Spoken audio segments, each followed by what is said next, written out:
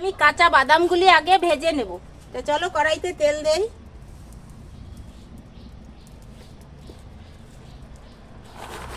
বাদামগুলি সব ভেজে নেব।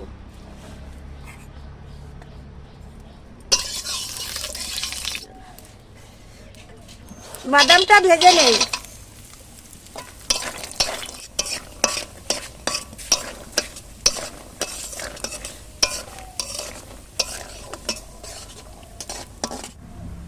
বাদাম ভাজা হতে হতে এদিকে আমি পান্তা ভাতটা রেডি করি। তো চলো টক দইটা দিয়ে দেই।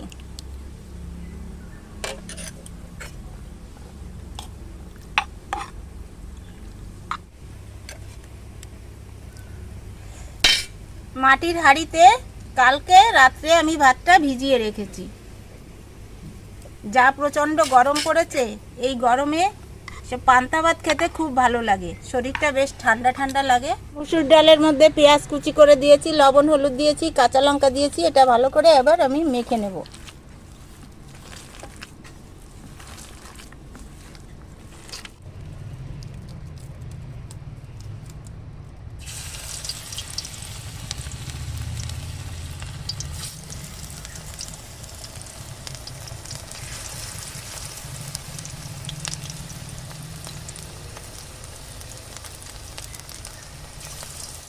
বড়ার একদিক হয়ে গেছে, আমি এবার উল্টে দেব।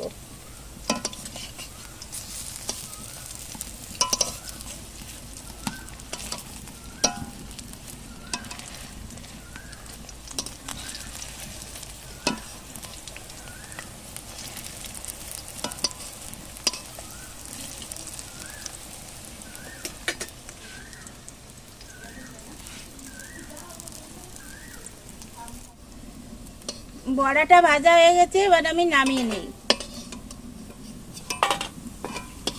দেখো মুসুরির ডাল দিয়ে কি সুন্দর করে বড়া ভেজেছি। পান্তা ভাতের সঙ্গে এই বড়া খুব সুন্দর লাগে। আমি সরষের তেল দিয়ে দিচ্ছি।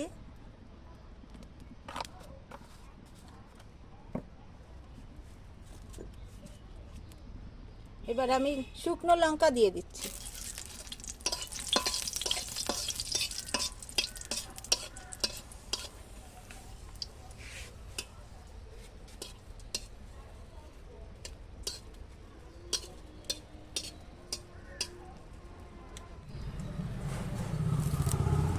কড়াইতে আমি সরিষার তেল দিয়েছি, লঙ্কা দিয়েছি।